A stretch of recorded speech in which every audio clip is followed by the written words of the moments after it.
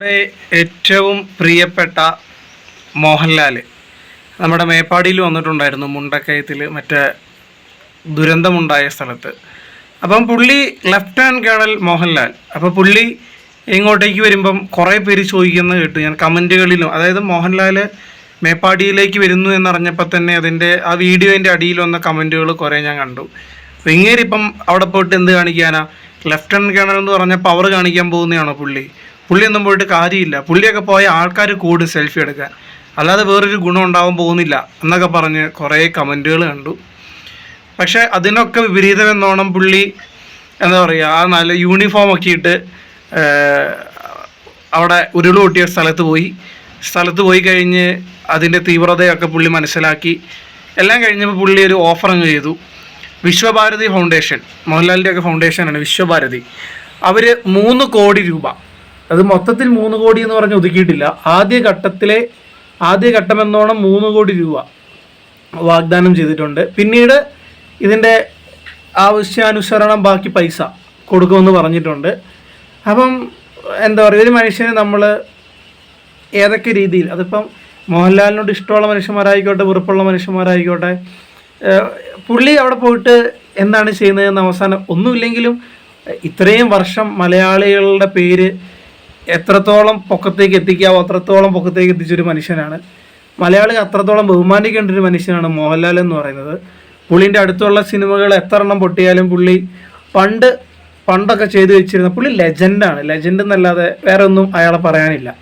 അപ്പോൾ ആ ലെജൻഡായിട്ടുള്ള മനുഷ്യൻ ഇങ്ങനെ വരുമ്പം അതിൻ്റെ അടിയിൽ കമൻറ്റ് ചെയ്ത് ഇയാൾ എന്ത് കാണാനാണ് അങ്ങോട്ട് പോകുന്നത്, ഇയാളുടെ പവർ കാണിക്കാൻ പോകുന്നതാണോ, ഇയാൾ പോയിട്ട് അവിടെ ഇപ്പോൾ എന്താ ചെയ്യാനുള്ളതെന്നൊക്കെ പറയുന്ന കുറേ എണ്ണം. പക്ഷേ അവരുടെയൊക്കെ വായ അടപ്പിക്കുന്ന രീതിയിലായി ഈ 3 കോടി രൂപ ഓഫർ ചെയ്തപ്പോൾ ഉണ്ടായിരുന്നത്.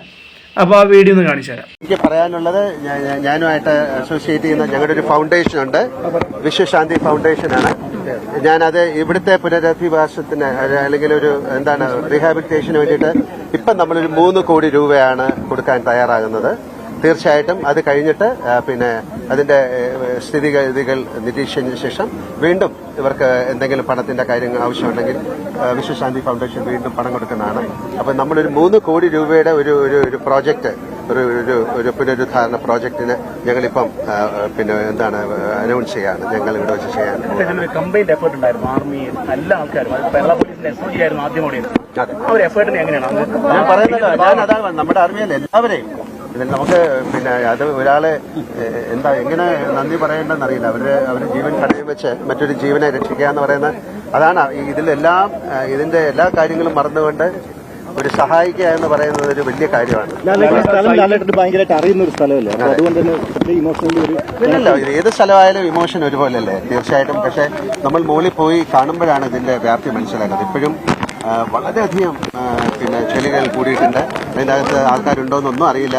ബട്ട് നമ്മുടെ എല്ലാവരും, ഇവിടുത്തെ വോളണ്ടിയേഴ്സ് ആയാലും ഭക്ഷണം കൊടുക്കുന്ന ആൾക്കാരായാലും ഇതിന്റെ പുറകിൽ പ്രവർത്തിച്ച എല്ലാവർക്കും ഹൃദയത്തിന്റെ ഭാഷ ഇതൊരു ദേശീയ ദുരന്തമായി പ്രഖ്യാപിക്കേണ്ടതല്ലേ? തീർച്ചയായിട്ടും അത് എങ്ങനെയാണ് വരേണ്ടത്? അതാണ് ഞാൻ പറയുന്നത്, ഇന്ത്യ കണ്ട ഏറ്റവും ഒരു ദുരന്തങ്ങളിൽ ഒന്നാണ്. തീർച്ചയായിട്ടും അത് മിസ്റ്റർ മേജർ രവി വിശ്വശാന്തി ഫൗണ്ടേഷന്റെ ഒരു ഡയറക്ടറാണ്. അദ്ദേഹത്തിന് എന്താ പറയാനുള്ളതെന്ന് വെച്ചാൽ കേട്ടോ. മാത്രമല്ല അദ്ദേഹം ഇതുപോലുള്ള ഒരുപാട് കാര്യങ്ങൾ പ്രവർത്തിച്ച ആളാണ്. ആർമിയിൽ 1 വർഷം ഉണ്ടായിരുന്ന ആളാണ്.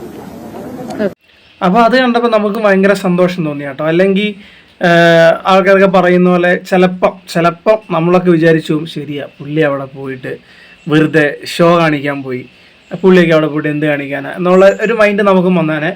പക്ഷെ പുള്ളി അവിടെ പോയിട്ട് ആ ഓഫർ ചെയ്തു. അതുകൊണ്ടുകൂടി തീരുന്നില്ല. പുള്ളി പറഞ്ഞത് ഇനി ബാക്കി ഇതിൻ്റെ ആവശ്യാനുസരണം ബാക്കി എന്ത് ചെയ്യണോ അതൊക്കെ ചെയ്ത് കൊടുക്കും എന്നാണ് പറഞ്ഞത്.